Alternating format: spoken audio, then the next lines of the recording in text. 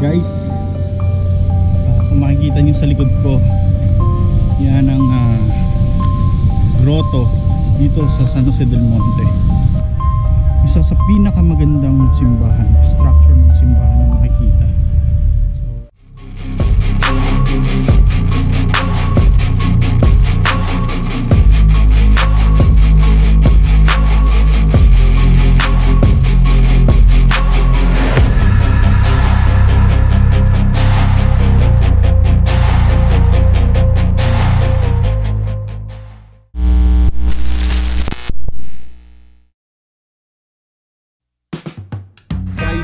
Pag-vlog na tayo sa guardhouse. Okay, authorized na tayo magpalipad ng drone. Lilibutin natin. Siguro mga ilang ikot lang. Papakita lang namin sa inyo kung gaano kaganda tong simbahan na grotto dito sa San Jose del Monte. Panginintay natin. Lipad na, bubuyog!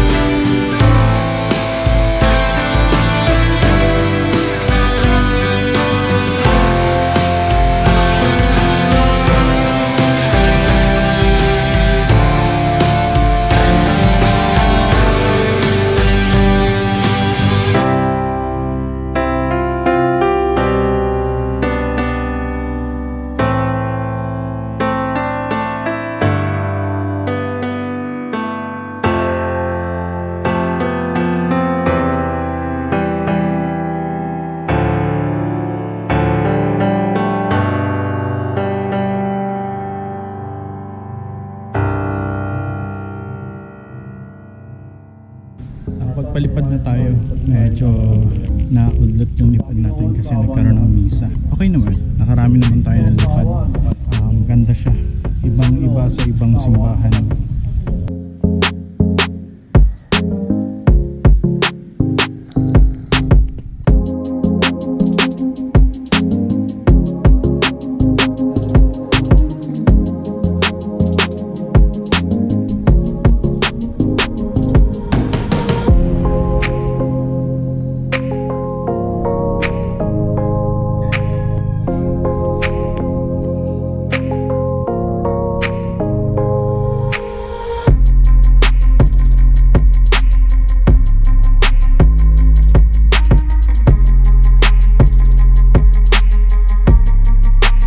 Ngayon lang ako nakapunta dito. Meron palang ganito dun sa likod ng simbahan. So, malamig.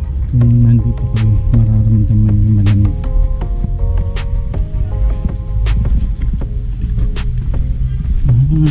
Ito pala yun. Ito yung bukal. Holy Spring Water. Pwede uminom. Dito maraming bukal. So pwede uminom. Oh. Water siya.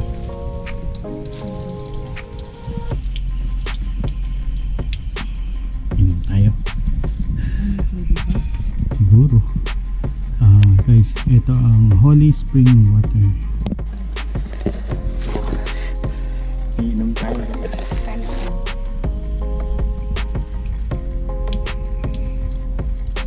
Masarap.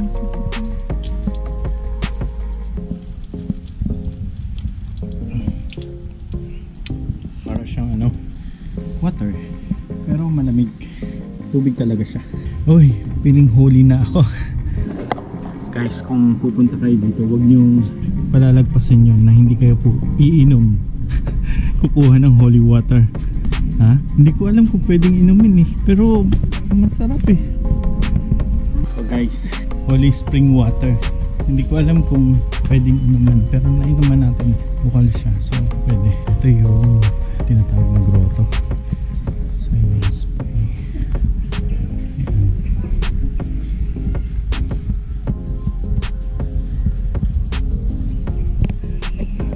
Wala naman nakalagay doon na hindi natin pwedeng inumin. Wala rin ako nabasa. Huwag inumin. Meron ba? Guys, medyo tahimik tayo kasi may misa. Saka maganda dito. Malamig.